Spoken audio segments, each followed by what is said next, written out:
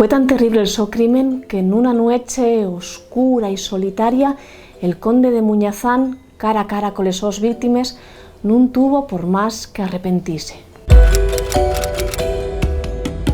Allí, sobre les ruïnes de la so funesta acción, elevaríase un monumento sagrau, un llugar de fe.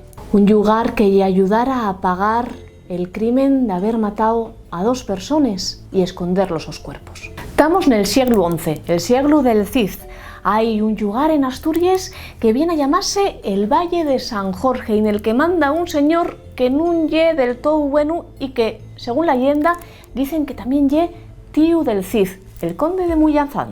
De que ya era tío del Cid, no faigáis mucho caso, que ya sabéis que esto ye la historia de siempre, por el interés de Quiro Andrés o Rodrigo Díaz de Vivar.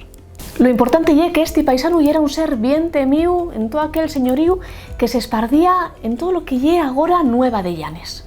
Nun yera bono pa con los sos vasallos y la su acción favorita yera matar animales, eso sí. Dicien del conde de Muñazán que la so bocina solía oyese a cada noche nes cacerías nocturnes que facía solo con la única compañía de los sos lebreles.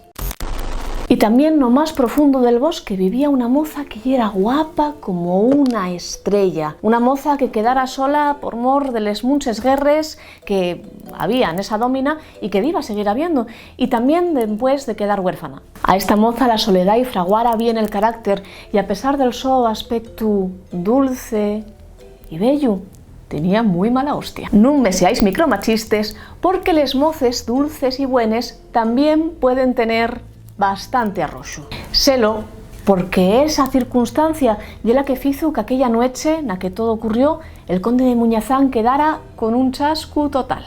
Porque un día que el conde saliera de cacería, quedó solo, perdióse en el bosque y acabó llegando a la chocina donde vivía sola aquella moza, que, bueno, pues reconociendo en él el señor de todo aquel señorío, dio el refugio, no podía ser de otra manera. Y el conde de Muñazán, al verla tan guapa, tan impresionante, decidió que iba a hacer uso de la su condición. Y salió trasquilao, Women Power a tope.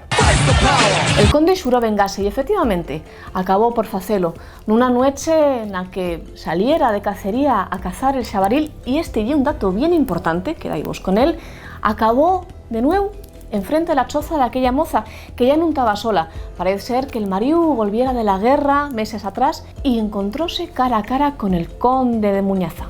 Y a los dos foi que los mató a golpe d'arma blanca, con muchos puñalaes nel pecho y prendiendo fuego a la choza después para ocultar el so terrible crimen. Pasaron los meses, pasaron los años, pasaron los lustros y de nuevo el conde salió a la caza del xabaril. Segunda vez que vemos el xabaril en esta historia, cuidado con eso. Y de nuevo, adivinasteis, acabó enfrente del lugar donde había atado aquella choza. Bien fuere porque aquella tarde y diera bien de sol na tiesta, bien porque quedóse dormido y aquello ya era nada más que un sueño, o bien porque efectivamente existen los fantasmas, el conde de Muñazán entamó a ver cosas que no eran muy normales en aquel lugar baldío, en aquel lugar que él lustros atrás quemara. Entamó a ver cómo salía fumo de la tierra de nuevo, como si la choza acabara de ser prendida al fuego. Y entamó a ver también los cadáveres de lesos dos víctimas, col cuerpo, col pecho cosido a puñalaes, y decidió a vengarse de alguna manera de él. El conde pasó tanto miedo y natural que xuró de salvarse erigir allí un monumento sagrado, un edificio sagrado. Y como salió de aquella, construyólo. Y esta es la leyenda fundacional de lo que hoy conocemos como el monasterio de San Antolín de Bedón. Pero ¿tenemos alguna muestra del tipo que sea que ayude a refrendar que esto históricamente ocurriera de verdad? Pues la verdad es que no. Y sí que hay de alguna que otra cosuca que nos llama la atención. Adivináis bien, van a salir xabariles. San Antolín, el santo al que se consagra este lugar, fue, dice la su hagiografía, un santo que sufrió torturas y muerte por ser arriano, por consagrarse al arrianismo en un mundo de Cristo. ¿Puedo contar lo que es el arrianismo? No.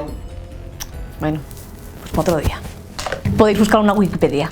La leyenda dice que San Antolín, por una serie de circunstancias, pudo llegar a estar enterrado en Palencia, a pesar de haber muerto en Toulouse, y que fue el rey Sancho III el que encontró los restos. ¿Sabéis cuándo? Efectivamente, nuna cacería de xabariles. Nuna cacería de xabariles y xusto después de perderse en el bosque, exactamente en las mismas circunstancias que nos cuenta la leyenda del conde de Muñazán. La cacería, los xabariles, el perderse en el monte, nada nuna leyenda y es gratuito y pudo tener bien un significado para las gentes del siglo XI que güey nosotros no sepamos exactamente descifrar, pero eso no quita para que lo haya tenido. Siglo XI o XIV más bien, porque ese ye el siglo que sepamos en el que se narra por vez primera la leyenda de San Antolín de Bedón y faese en lo que se llama Les Mocedades de Rodrigo, un auténtico bestseller.